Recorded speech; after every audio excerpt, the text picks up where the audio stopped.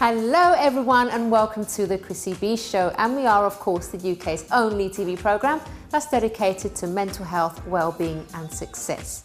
Now we all feel it, it's human, but when not treated correctly it can be dangerous and hugely damaging to ourselves and others. More than 1 in 10 of us have trouble controlling our anger, so we thought we would take a look at how you can help tame yours today.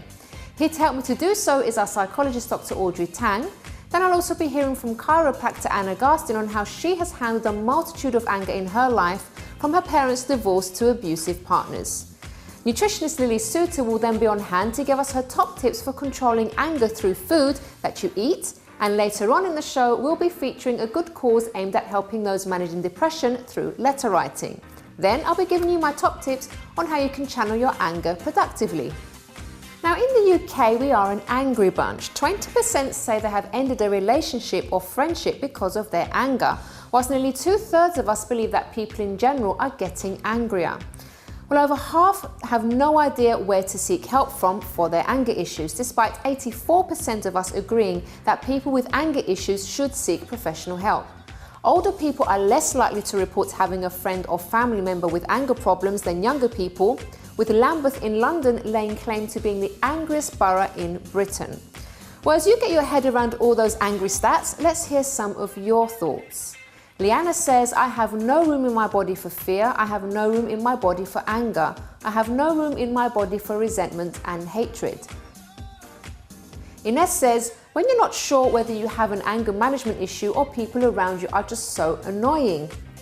Joel says it's okay to feel anger, it's okay to feel hurt, disappointment, but don't let those feelings stay. Raoul says, one thing I've learnt growing up is that anger doesn't solve or prove anything. The calmer you remain, the more mentally strong you become. And quotes ironically say, I have bad anger issues, I get irritated all too fast, I can catch an attitude in 3 seconds, but I'm a good person deep down. Well, here to help us understand the effects of being angry, as well as how to recover from it, is our resident psychologist, Dr. Audrey Tang. Hi Chrissy, thank you for having me. Anger is a very interesting topic because it is one of those emotions that is often there as a response. It doesn't always originate from the person themselves. There are people who do tend to get angry a lot faster than others, but on the whole we tend to anger when we respond to something else, often something that we feel is out of our control. Things such as other people succeeding, perhaps when we've tried really hard and we haven't been able to, or seeing other people perhaps have a lifestyle that we would like to have, so envy, jealousy, those things can cause us to become quite angry. Oliver James wrote a wonderful book called Affluenza, and in this book he talks about how as a society, with social media in particular, we get to see what everybody else has, and because social media is our own personal platform, we tend to put it across in the best way possible. So we've always got to bear in mind that when we're comparing ourselves to others, which as psychologists we always say it's not appropriate to do because you haven't been through exactly the same lifestyle as somebody else. However, as social beings, we cannot help but do this. So when you are comparing yourself to others, do remember that someone's social media profile could well have had a number of filters put across that. No one really wants to take a photograph of themselves waking up in the morning, switching on their laptop and going on Facebook or something like that, because it's not particularly exciting. Although now you might get a lot of pictures like that to prove me wrong. Anger tends to be a response to others. It might be something that someone says or does that we feel very sensitive about, that we haven't been able to deal with in our past. It may be perhaps a throwaway comment that we take to heart, but the other person didn't mean it to be so. But if we perceive that somebody has slighted us, we may become angry. We might become angry because we actually haven't had a lot of sleep. We are in a very fast-moving world at the moment. This means that a lot of parents are working 2 jobs as well as bringing up children. This in itself can be very stressful because you don't have quality time for each other, and in turn, this can result in anger. We also become less able to cope with things because we're used to things happening straight away. You load up your computer and straight away you're on the internet, you're connect it to everybody. And I know when I first got the internet many years ago, I had to wait 20 minutes sometimes, and then it wouldn't always load, but I would be a bit more patient. Now I expect things to happen immediately. So there is an expectation in this fast moving world that if we don't like something, something will change in order for us to enjoy life again. And if that doesn't happen, we sometimes aren't able to cope. I will talk about strategies in a moment, but those are the key things to think about that can get us angry, and largely it is to do with our society. So sometimes the best thing to do is actually make sure your phones are switched off and you spend some quiet time communicating with your loved ones face to face. A lot of the long-term effects of being angry are physiological. So if we are continually in that high state of stress, that the adrenaline's always pumping, we're always ready to fight or fly, often fight when it comes to anger, whatever foe has come in our way, this can lead to chronic stress, this can lead to stomach ulcers, nervous breakdowns, heart attacks, all of those horrible things. People with anger issues research has shown that they're more likely to suffer from strokes as well. So it can take a real toll on our body physiologically. The way to think about it is like an elastic band.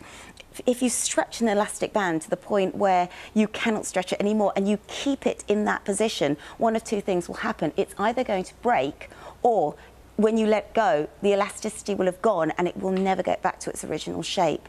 Therefore, that's what happens to our bodies when we keep stressing them constantly when we're angry. Anger can also become a very serious problem, not only for you physiologically, but for those around you. If somebody is living with you and they don't know whether you're going to react happily or whether you're going to suddenly fly off the handle, it can be very frightening for them. In order to pacify you, they may start walking on eggshells. They may start not volunteering their opinion or expressing an opinion in the fear that you might say something or you might lash out at them. Hopefully not physically, but it can progress to that. Often somebody who has a history of being very angry and not necessarily taking it out physically, that it can progress, it can accelerate, so you have to be very careful. If somebody notices the signs of you being angry, and of course the most difficult thing is telling someone, I think you have an anger problem, because this is most likely to exacerbate it, it is important to really think about it, try and hear what they're saying, because people only say that sort of thing because they're worried and they're trying to help. So long term, it can have huge effects on those around you. And so it's very important to take some steps and seek professional advice. As I said right from the start, anger is one of those things that tends to be a response to something else. So what you can try and do, as well as, of course, seek professional help. There's many stress management, anger management courses that are out there.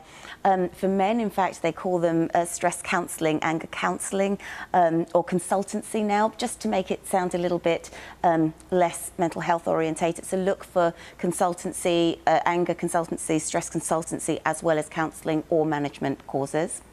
But some of the things you can do are very practical. If, for example, you know you're going to get angry because your child hasn't tidied up their room, maybe shut the door. If you are trying to teach them to tidy up their room and it's their responsibility, and you've already said, well, if you don't do it, then you'll take away this privilege or that privilege or whatever it is you've said you'll do, there is no point then getting angry, because that's sending a very conflicting message to that child. So if you are going to become stressed about it or frustrated by it, shut that door. Try and avoid the stressful situation. Similarly, if you are finding social media makes you stressed or jealous or suffer from, as Oliver James says, affluenza, this whole idea that we have so much but we don't have everything and we don't have what that person has, then again, try and stop going on social media. Social media is a wonderful way to stay in touch with other people, and I'm in touch with a lot of people across the world through social media. However, I find it really lovely to switch off and have dinner with my family and speak about my day in a much more intimate setting. So again, if you're not happy and that's making you frustrated, switch it off. Breathing deeply, I know it sounds very silly, but breathing deeply, yoga, mindfulness.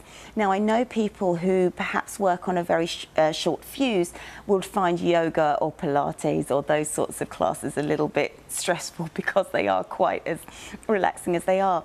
But practicing mindfulness, just 10-minute meditations, even 5 minutes with the curtains closed in a quiet place, just thinking about where you're most happy can make a huge difference. So can breathing deeply. Similarly, going out for a walk at lunchtime. These are all mindfulness exercises. If you're eating your lunch at your desk, you're not removing yourself from that stressful situation. You're not giving your body and brain a break. So that's really important too. So seeking professional help is one of the most important things, especially if you think you do need extra help. It's not fair to be asking the family to counsel you as well as be there as you go through it. They can be there as a support. It's best that they're not there as the professionals. That's what the professionals are there for. And as I say, take steps to minimize your triggers. If you know what causes the anger, that's what you need to do to avoid it. And those things are under our control. We can do it if we put our mind to it. Thank you very much to Audrey. Well, after the break, I'll be hearing chiropractor Anna Garstin's story of how she has survived a life filled with anger, not just from herself, but from many of those around her. But first, the UK is the road rage capital of the world. Is this true or false? Find out after this break.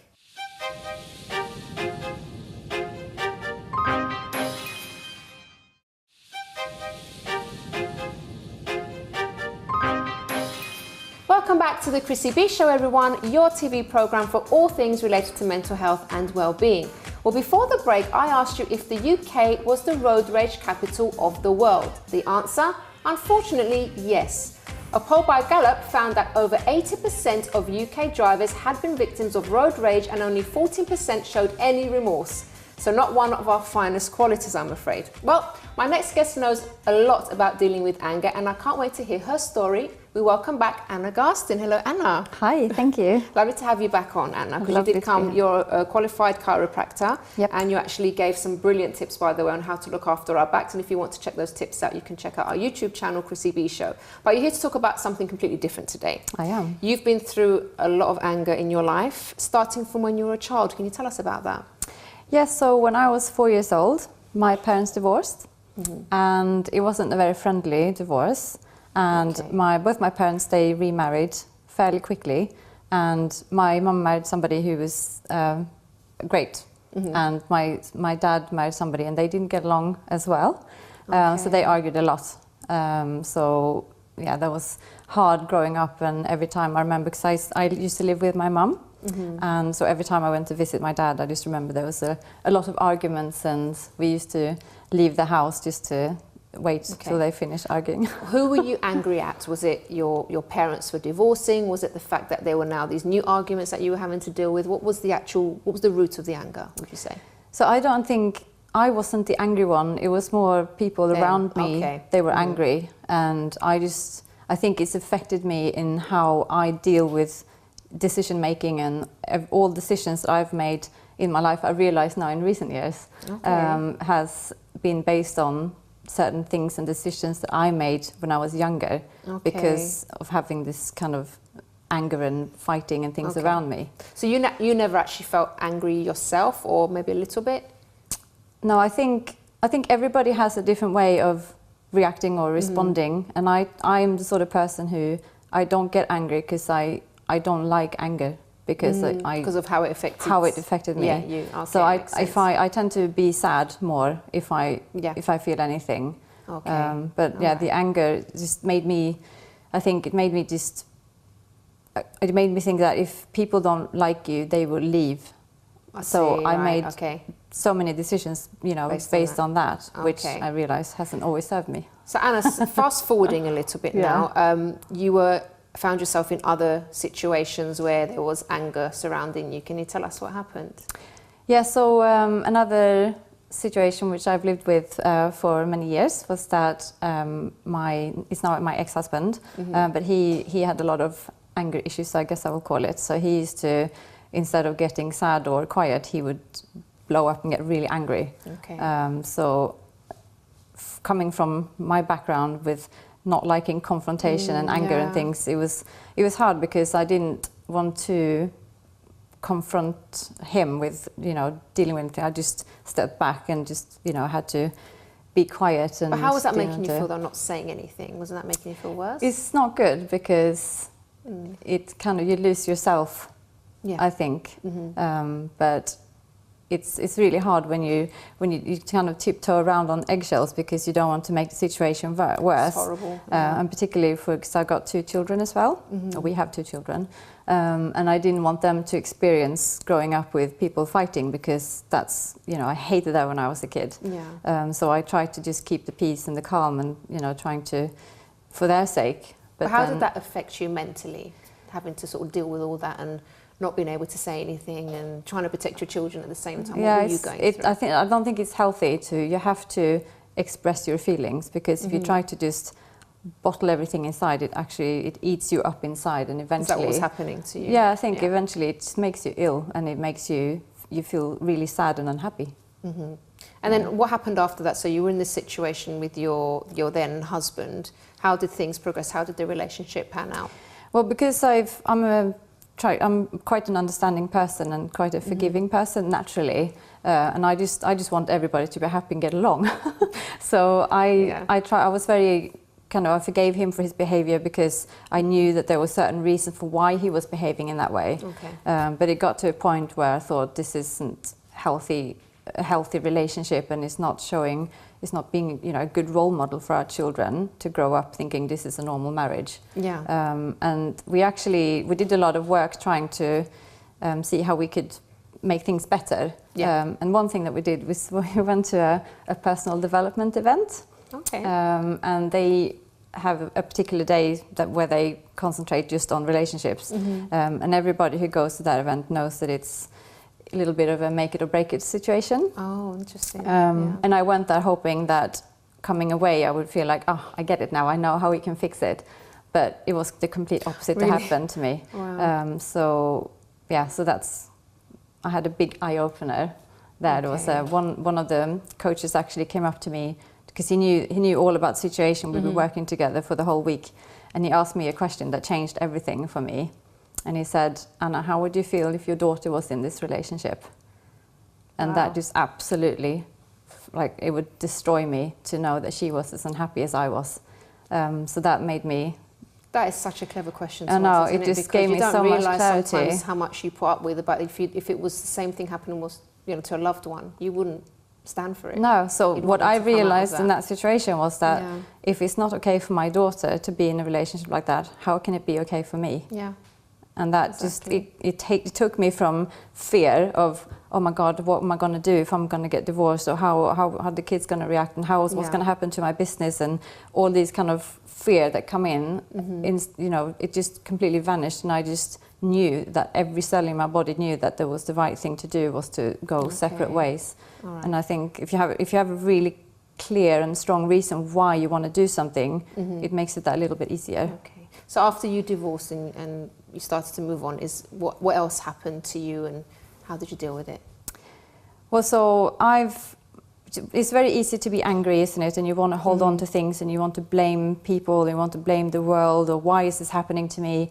And I think, we always have a choice. We can either see how can I learn from this, or how can I grow from this situation, or you become a victim to the situation. Yes. And I chose to learn and grow from it, because I understand that holding on to resentment and anger and not being able to forgive somebody, you are the only one who's getting hurt. It's like drinking poison and expecting the other person to die. Yeah.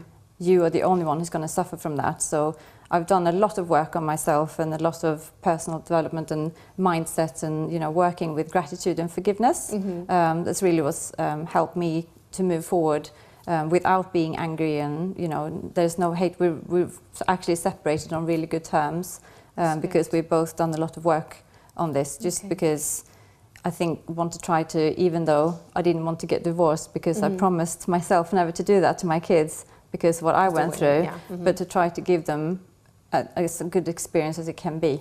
Okay. I just want to ask you, because you mentioned the forgiveness, what about you also mentioned the appreciation. Can you tell us a bit about that? 'Cause that's quite an interesting thing to relate to this particular situation. So I think with gratitude, and you have to trade your expectations for appreciation. So lots of times in life we have expectations of how we want things to be, And we all have like a blueprint of life. Like we think my life should look like this, but if our reality doesn't match up with that, it makes us feel really frustrated. So if you can let go of all the things that you can't control, then just try to be more present in the now and appreciate what you do have rather than looking at all the things you don't have. Yeah. It makes, for me, it makes such a big difference. Right. And how is life for you today, Anna? What's been going on? Well, my life is really good today, and I've come to a place now where I feel really happy with me, and Brilliant. it sounds a bit silly, but you learn to love yourself, and I'm at a place now where I feel like I don't need anybody to come and make me happy. It comes from inside, and then anything that comes along is just a bonus, you know. And that's key, isn't it? Because a lot of people, especially when they're going through certain problems, they sort of want someone to come and make them happy. And I remember when I was going through depression and panic attacks and all those mental health issues that I was having, I almost ruined my relationship because I was so needy towards my partner. I was expecting him to fill the void and help me to be happy, and because I did feel slightly happier when I was with him, that's where the obsessive sort of behavior came, because it's like I would cling on to him, and I was very jealous, and I really put him through very tough times because of the way I was. But it doesn't work. You really need to sort yourself out and get help for yourself, and not expect someone to, people around you to support you. Of course, it's good to talk to people, but you can't expect that person to solve all your problems. You need to do some things for yourself, get the help that you need. And, that relationship is more likely to survive, because, having certain issues and mental health issues can really be a massive strain on relationships. Definitely. So what advice would you give to maybe someone watching now, Anna, that is very angry about something? What would you say to them? So I would say that if you're really angry, you have to look at why are you angry, because I think a lot of times we're angry because we feel like something isn't the way we feel like it should be. So just trying to maybe accept the situation or change the situation, because like you say, it has to come from you. Nobody can change your life for you. You have to do it yourself. And it's not about doing what's easy, it's about doing what's right. And I think we only have one life, at least on this planet. I don't know what happens after. We have to just make the most of it. And I don't want to be in a situation when I'm 80 years old and I'm sitting in my rocking chair, looking back at wishing I would have done things differently. That's right. So I think just try to make the most of our life. We only get one shot at this. Brilliant. Anna, thank you so much for coming on to share your story. Thank you. It's been lovely having you on. Thank you. Thank you. Well, guys, stay tuned, because after the break, I'll be joined by nutritionist Lily Soutter, who'll be giving me her tips on how nutrition can help reduce anger. But first, how many people in the UK admit to being aggressive whilst out shopping? Is it A, 1 in 10, B, 1 in 5, or C, 1 in 2? You get the answer after this break.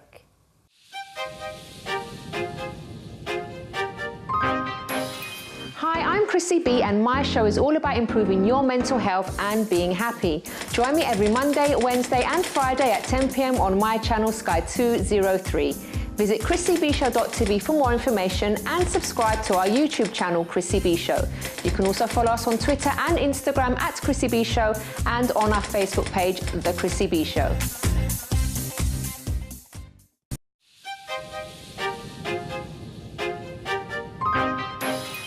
Welcome back to the Chrissy B Show, everyone, where today has been all about controlling that anger.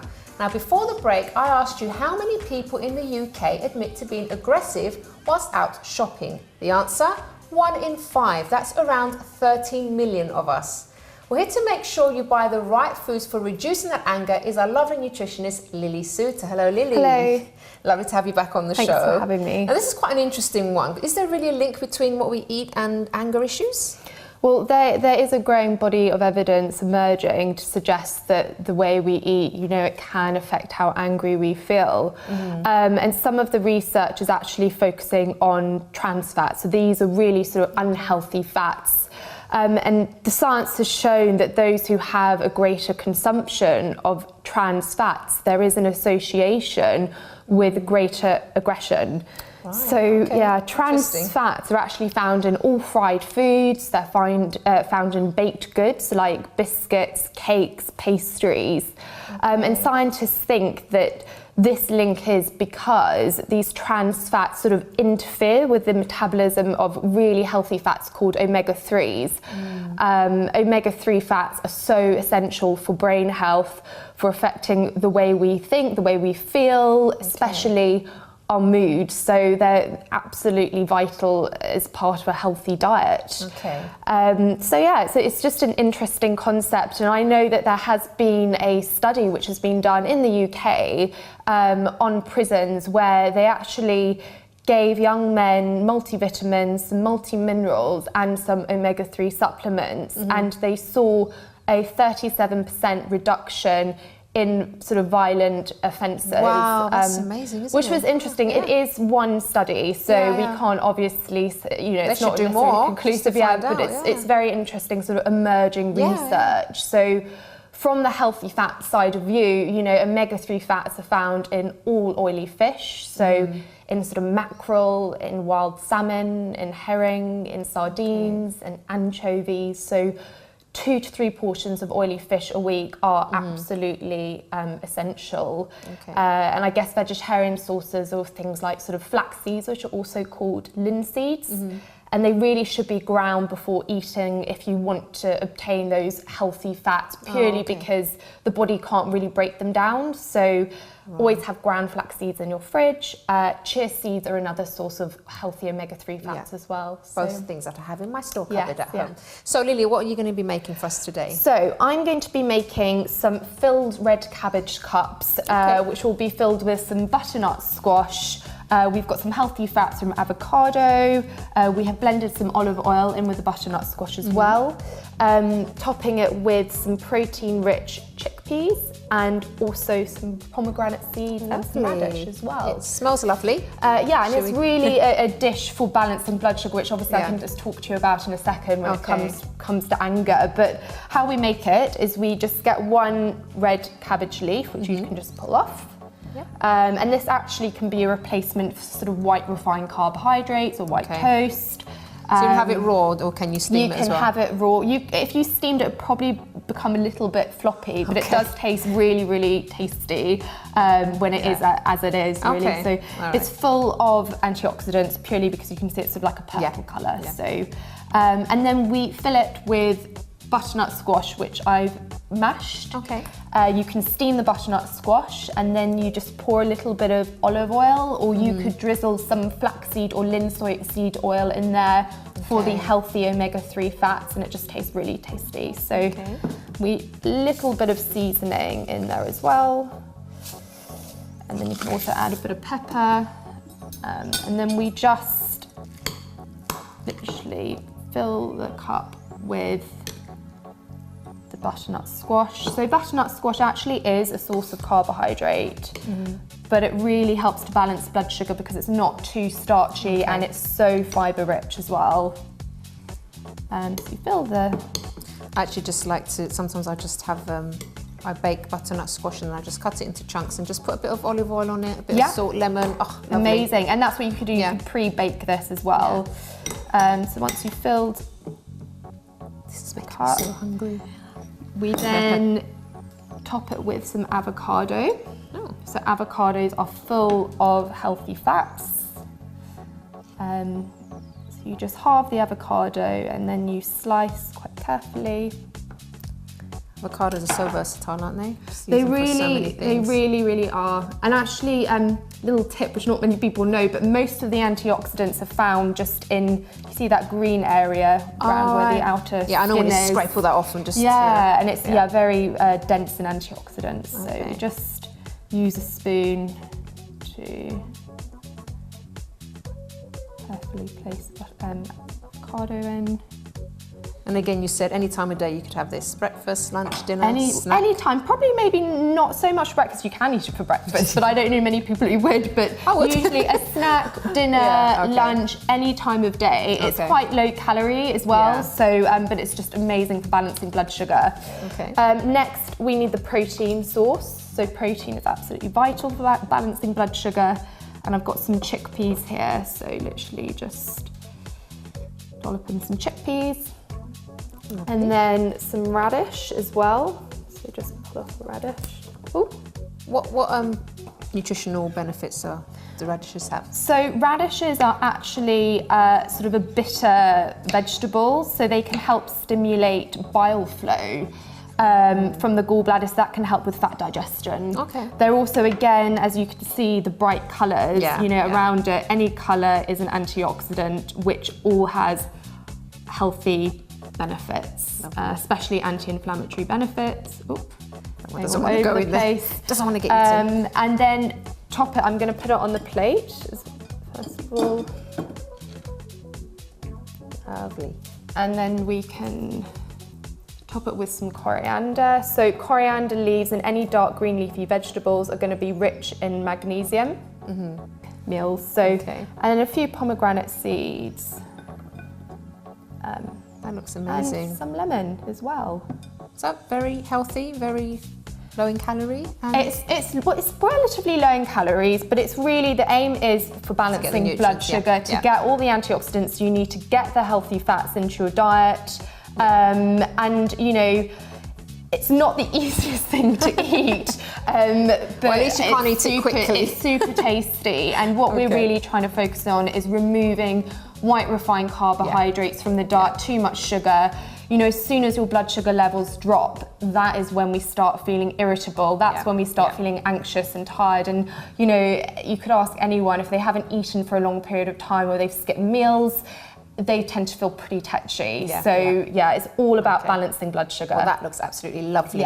So, Lily, we have time for a couple of viewer questions as well. So this person asks, hi Lily, what are the good and bad carbs? The same with cooking oil, which is good and which is bad? Okay, so carbohydrates are an essential part of the diet, and yes, you do get good carbohydrates, you do get bad carbohydrates.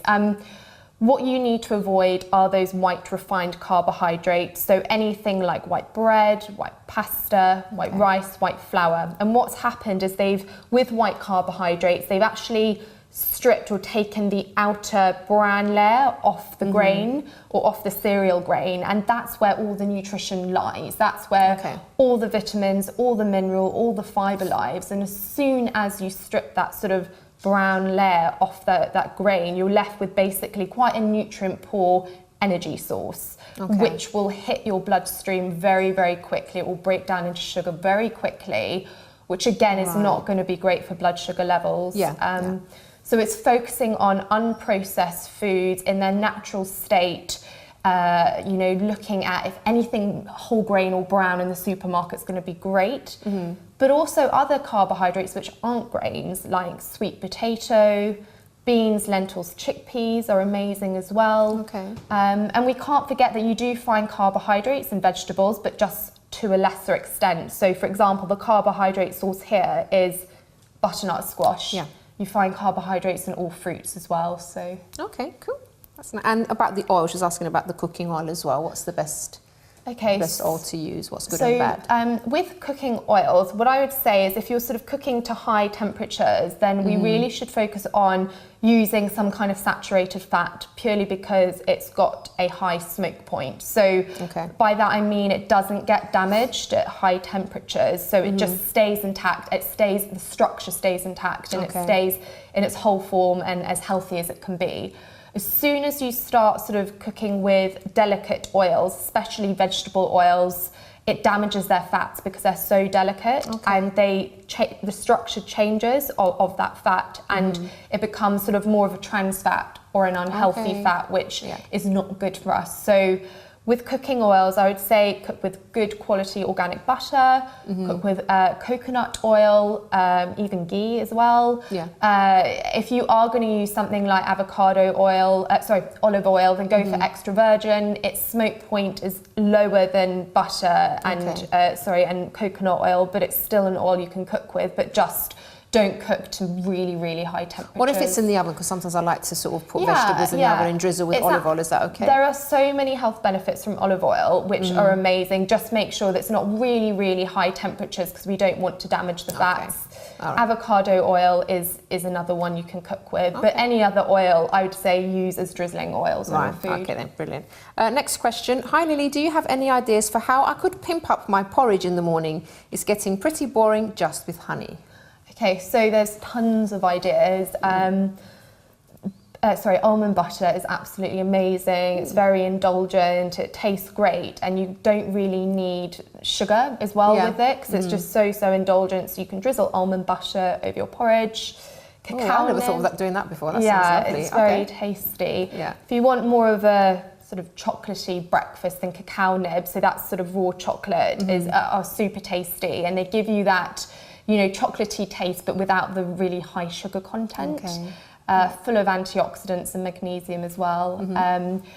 Avocado is a really strange one, which not many people do, but I have put avocado on my porridge before, and it's Really? so tasty. It's it gives it a very creamy texture, and it's definitely worth a try. It's something which more and more people are doing, so it's just something to think about.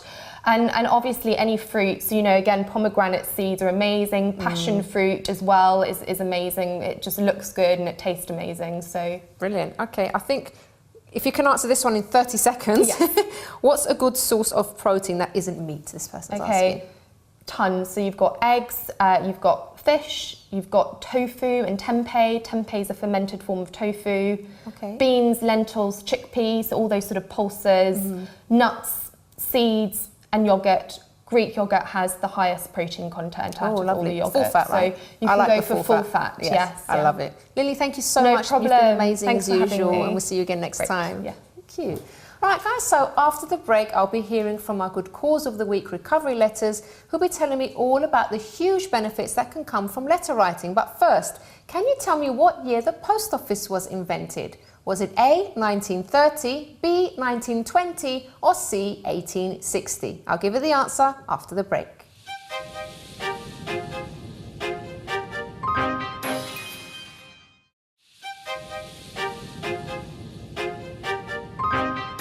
Welcome back to the Chrissy B Show, everyone, the TV program that looks after your mental health and well-being. Well, before the break, I asked you what year the post office was invented. Was it A, 1930, B, 1920, or C, 1860?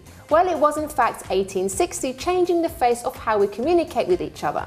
Before that, sending letters was very costly and often reserved for the higher classes. Well, nowadays the world might be going digital, but letter writing is certainly not dead. And here to show me how letters are being used for good is the founder of the Recovery Letters, James Withy. Hello, James. Hello. Lovely to have you on the programme. Very nice to be here. Thank you. I absolutely love what you do. Do you want to tell the viewers what you do with Recovery Letters, how it works? So it works that people that are managing their depression and have got through it and found a better place write letters to people that are in a kind of dark place and really struggling. Okay. So we put the letters onto the website. We have a book coming out, but it started really with the website, which is still going. And incredible. How did you get that idea in the first place? What was behind all of that? Well, me, really, it was kind of when I spent, a good 2 years in kind of psychiatric crisis services. Okay. And at that point, there really wasn't anything out there that told me that I could recover, and people, sort of professionals, were not so keen to say, it's going to be fine, James. Yeah. So I really wanted to read stories about other people's recovery and that it was possible and that hope was out there. So whilst I was in psychiatric hospital, I kind of had this idea, which then sort of started to develop. I wrote the first letter. So it's nice that you were actually thinking of this while you were sort of going through your own problems. That's really nice. Yeah, I hadn't thought of it like lovely. that before. I really have. I hadn't thought about it like that before, but absolutely. It was a need that came out thinking, well, I can't be the only one that's struggling with, not hearing that it's possible to get better here. Okay. So I wrote the first letter, put it onto the website, and then asked other people to write letters, and it's gone from there. And I mean, the point that you're saying about sort of not, professionals not really being keen to give, to say, because they can't really say because they don't know each individual. They it depends. Know. Absolutely, yeah. But that sort of, I would say, fear of living in that situation for life is really scary. And I remember feeling that way. And when I was asking for help and I was having counselling and stuff, and when I asked my counsellor, what can I do about, the way I'm feeling? And he just said, I'm just here to listen to you. Yeah. And I was like, oh my God, it's such a scary thought to think that you might be in that situation forever. So something like this I think it's such a brilliant idea. Absolutely. I think it is terrifying. Kind of depression, as you know, kind of just eradicates hope completely. And you're kind of there going, well, I need some evidence or something to tell me that actually this can get better, because depression is lying to you and saying it's never going to get better, you're worthless, you're worthless. Yes, depression is a liar, by the way. Yes, it certainly is a liar, good, yes. you know, and that's, but it feels like it's coming from you, so it's, you know, as you know, it's incredibly hard to kind of, you know, get to grips with. So what the letters do is they say, look, you know, we've been through the same things, you know, our similar experience isn't exactly the same, but I've had those feelings of, you know, wanting to die and feeling worthless and that I'm never going to get better. And they just say that, you know, it's going to get better. It's not always going to be like this. And it's like an antidote to what depression is telling you, which is it's only going to get worse. What's the point? What's the point? You know, this is, you know, you're a terrible person. And what kind of impact has this had on people, James? Do you know, it's huge. It's just been so incredibly moving. You know, we have about 40, 50,000 hits on the website. The book's about to come out. And we have people from all around the world that have contributed letters, but also just emails. So I had an email, you know, yesterday, just saying, thank you so much for these letters. Please thank the letter writers because they have got me through this incredibly dark time. And it's just amazing. You know, and it's a very simple concept that has just, has really, you know, hit home for people, and it seems to be helping. So can anyone actually go on the website and read, or is it? Yeah. How does it work? No, anyone can go on, absolutely. So it's there 24/7. I sometimes invite people to write a letter, but very often people submit a letter and we kind of write, you know, I might edit it a bit sometimes not. Okay. And it's from, the letters are from anybody suffering any type of depression. Okay. And they are relatively short because attention span with depression is fairly short, so we keep them below 1,000 words. Okay. I like the fact that you've actually called it recovery letters, yes. not depression letters. Yeah, absolutely. That's key, isn't it? That's there's hope in the name itself. There's hope in the name, and it's not saying, look, you know, life is going to get completely fine or the depression is going to go, but it's just saying, look, it's going to get better than it is now. You know, this is going to change. There's things that you can do, and look at all these other people who have got through as well. You know, they're out and living their lives, and they came through, and this is what they did. So people share their experiences and tips, and it's different for everybody. But I think just knowing that you can come through, you know, it's not, that pain is not always going to be at that level, is so important, because depression is telling you the exact opposite, and you need something. And what about those that are actually writing the letters? Obviously, that must be therapeutic for them as well to be writing. And what kind of benefits do you think that they get from that? I mean, that's kind of why I really love it, because people that are writing have a huge kind of catharsis when they're writing their letters. I think there's something really important about giving something back as well. So we now have people that have read the letters years ago and are now writing a letter, you know, which is wonderful. So come completely full circle, and they're giving back again. So lots of people build it into their therapy. So we have kind of therapists and psychologists and psychiatrists who know about the website and say, well, actually part of, you know, the recovery might be to write a letter and submit it and have it on the website. So both bits are really therapeutic, which is lovely, and I love that, the fact that everybody benefits from these letters, which is fantastic. And also just a question, James, what makes a good letter, would you say, for, you know, to put out there? Makes a good letter. They always end with hope, so we always have hope at the end of the letter, which is one of the things that I always say is, you know, we've got to end with hope. But they should share some of their story, they should be, you know, loving and compassionate, massively compassionate, because compassion is so hard to give yourself with depression, so you need other people to do that.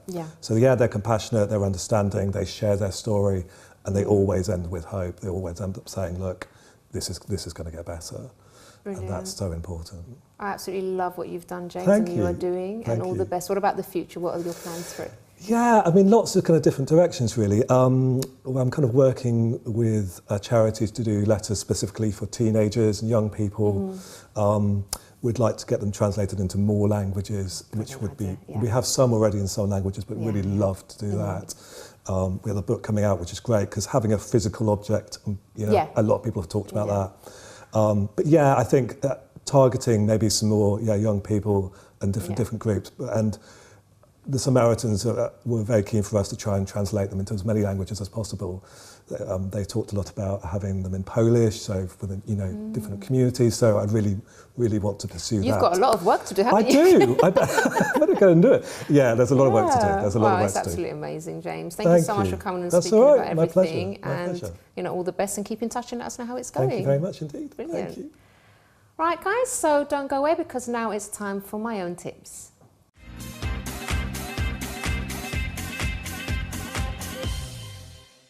Okay, so now it's time for my tips on how to channel your anger in a more positive way. So I did have anger issues in the past, along with the other mental health issues that I had, the depression, the panic attacks, the OCD, the anxiety. It did make me a very angry person, and I would really lose my temper, mainly with my boyfriend. And it was like, at the time I felt like I couldn't control it. I would swear at him, throw things at him, was quite violent towards him, and then I'd feel really guilty afterwards. And of course I had to actually deal with that because it was very, very destructive to the relationship. So that actually brings me to my first point, which is ask why you're angry. What's the root of your anger? Sometimes people explode or they have these temper tantrums and they think it's something. They think, for example, oh, it's because that person's annoying me or I'm going through some stress at work, when actually it could be something completely different. There might be something a lot more deeply rooted, even from childhood. So you have to really get to the root of why you are angry. I was angry because of, it was a consequence of the other mental health issues that I was going through. So once you identify why you're angry in the first place, then you'll be able to deal with it. You'll be able to get the right help, address the issues. If you need to speak to people to sort things out, maybe from the past, you can actually do something to find out, how to get over that anger. And if you need professional help for that, please do ask for that, because living with anger is very, very destructive to you, to your mental health, to your physical health even.